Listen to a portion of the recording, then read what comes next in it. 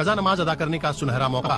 मोहम्मद सल्लल्लाहु अलैहि वसल्लम ने इरशाद फरमाया, जिस शख्स की नमाज कज़ा हुई हो और तादाद मालूम ना हो तो वह रमजान के आखिरी जुमा के दिन 4 रकात नमाज नफिल इस तरह पढ़े। हर रकात में सूरह फातिहा के बाद 15 बार सूरह कौसर, 7 बार आयतल कुर्सी पढ़ें। अगर 700 साल की नमाज कज़ा हुई हो तो यह इसके कफ़ारे के लिए काफी।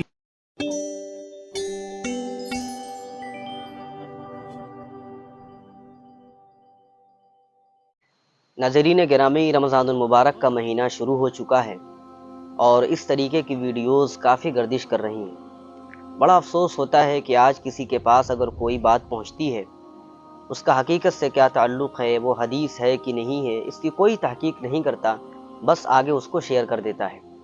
अल्लाह के रसूल सल्लल्लाहु अलैहि वसल्लम के कितने सख्त अल्फाज मौजूद हैं।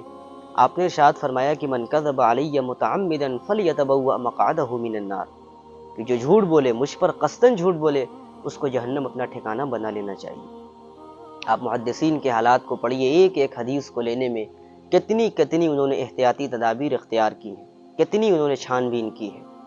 उसके बावजूद भी आखिर में कहा जाता है औ कमा क़ाल सल्लल्लाहु अलैहि वसल्लम। ये एहतियात नहीं है तो और क्या है। आपने जो अभी हदीस के नाम पर जो बातें सुनी है, इसका हकीकत से कोई ताल्लुक़ नहीं है, बल्कि इसको हदीस के नाम पर बयान करना भी जायज़ नहीं है।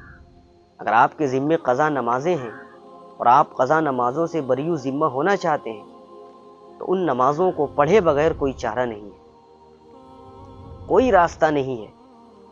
अगर आप खुदा न खास्ता नहीं पढ़ सकते तो मरने से पहले आपको वसीयत करना है कि मेरे ज़िम्मे इतनी नमाजें हैं, उसका फ़िदिया दिया जाएगा।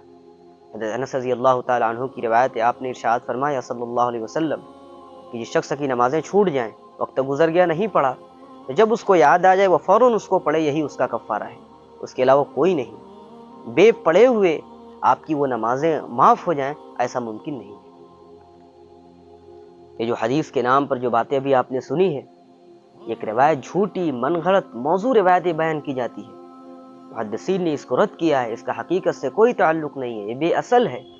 बातिलुन क़तअन के अल्फाज मौजूद हैं कि यकीनी तौर पर, क़तई तौर पर ये बातिल है। इसलिए आप इस तरीके की बातें आगे शेयर करके, बयान करके अपनी आखिरत को ख़राब न कीजिए। अगर आपके पास कोई हदीस पहुँचे, कोई ख़बर हो, आप आगे फैलाना चाहते हैं, आप उसकी तहकीक कीजिए, इसका हकीकत से कोई ताल्लुक़ है कि नहीं। आजकल मोबाइल में बहुत सारी हदीसें आती हैं, ज़रूरी नहीं है कि वो सब सही हो। हदीस है कि नहीं है कोई भी लिख सकता है, इसलिए आप किसी अहले इल्म को दिखाइए कि हज़रत ये मेरे पास एक हदीस आई है, क्या ये सही है या नहीं है, हदीस है या नहीं है। जब आपको तहकीक हो जाए, यकीन हो जाए, फिर उसके बाद आप उसको आगे शेयर करिए। और अगर आप ऐसे ही करते रहेंगे, आपकी दुनिया भी ख़राब होगी, आपकी आखिरत भी ख़राब होगी। अल्लाह ताला हमें अमल की तौफीक अता फरमाए।